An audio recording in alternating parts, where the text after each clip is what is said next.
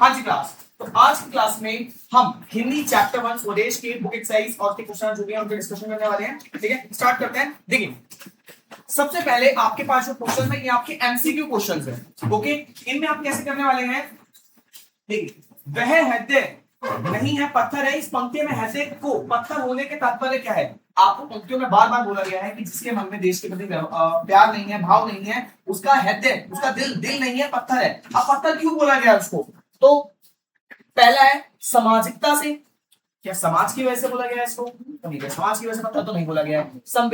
संवेदनाहीनता से कि हमारे मन में कोई रिएक्शन, हम कोई रिएक्शन नहीं कर रहे हैं इसलिए, या कठोरता से, या नैतिकता से। तो भैया संवेदनाहीनता से, मतलब हम अपने देश के, हमारे देश ने हमें इतना कुछ दिया, उसके प्रति हम कुछ नहीं कर रहे हैं, इसलिए हमारे दिल को पत्थर बोला गया है।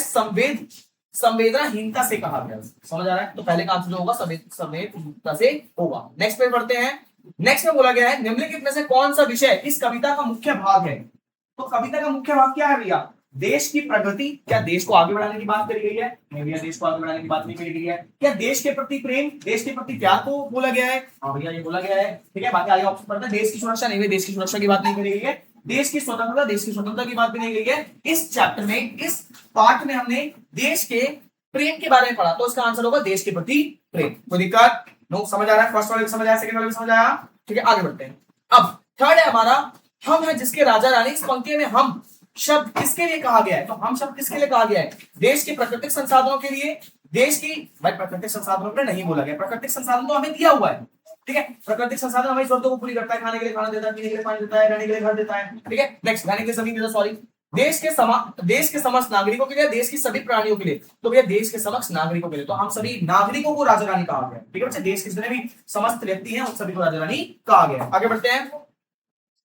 नेक्स्ट, कविता के अनुसार कौन सा हृदय पत्थर के समान है? तो किसका दिल पत्थर के समान है?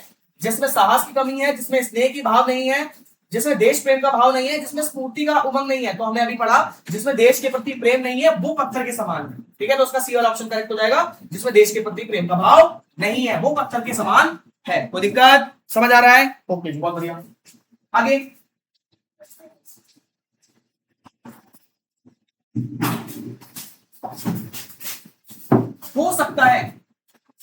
हो सकता है कि आपने समूह के साथियों ने अलग अलग उत्तर चुने हो। आपके मित्रों के साथ विचार कीजिए और ये उत्तर दीजिए। देखिए बच्चे, सबसे पहला संवेदनाहीनता से चयन करने का कारण यह है कि हृदय पत्थर तो बन नहीं सकता। पत्थर शब्द भावनाओं का प्रतीक है, अर्थात मन में देश के प्रति प्रेम की भावना ना होना। तो संवेदनाशीलता से इसलिए बोला गया है क्योंकि हमारे मन में देश के प्रति प्रेम की भावना नहीं है। देश ने हमें इतना कुछ दिया लेकिन हमको रिएक्शन नहीं दे रहे हैं, हमको उसके प्रति संवेदना नहीं कर रहे हैं, इसलिए हमारे मन को पत्थर बोला गया है। या सेकंड ऑप्शन, देश के प्रति प्रेम का चयन इसलिए किया गया है क्योंकि पूरी कविता में देश प्रेम की भावना की झलकती है।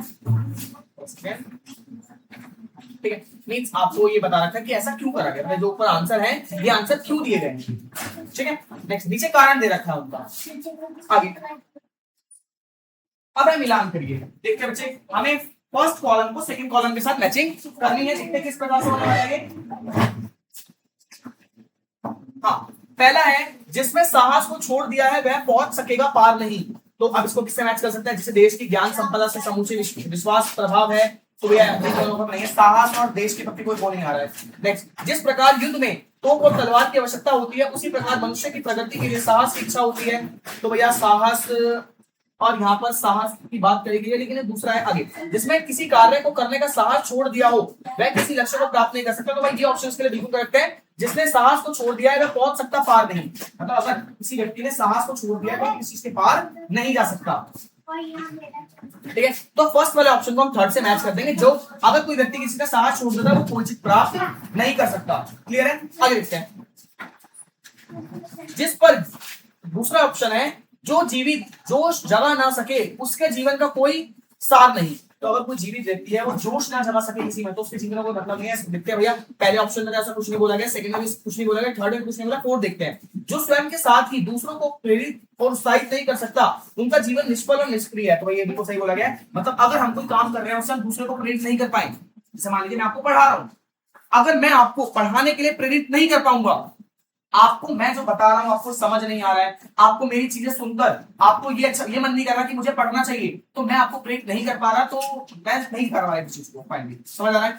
तो इसमें यही बोला गया है जो जीवित जोश जगा ना सके उसने जीवन में कोई सार नहीं है, तो इस वाले को हम फोर्थ वाले से मैच कर देंगे। क्लियर है? क्लियर है? आगे देखिए, अब जिस पर ज्ञानी भी मरते हैं, जिस पर दुनिया है दीवानी, तो देखो भैया, ज्ञानी भी मरते हैं, जिस देश की ज्ञान संपदा में समूचा विश्वास प्रभावित हो, तो उसको फर्स्ट वाले को हम थर्ड वाले को फर्स्ट वाले से मैच कर देंगे। नेक्स्ट, सब कुछ है हमारे हाथों में, क्या तोप नहीं तलवार नहीं, तो इसका मतलब क्या है, जिस प्रकार युद्ध में तोप और तलवार की आवश्यकता होती है, उसी प्रकार मनुष्य की प्रगति के लिए साहस और इच्छा की आवश्यकता होती है। तो सब कुछ हमारे साथ में, मतलब हमारा साहस सब कुछ हमारे हाथ में है, हम जो चाहे वो कर सकते हैं। तो फोर्थ वाले को सेकंड वाले से हम मैच कर देंगे। क्या आपको समझ आ रहा है? ओके, आगे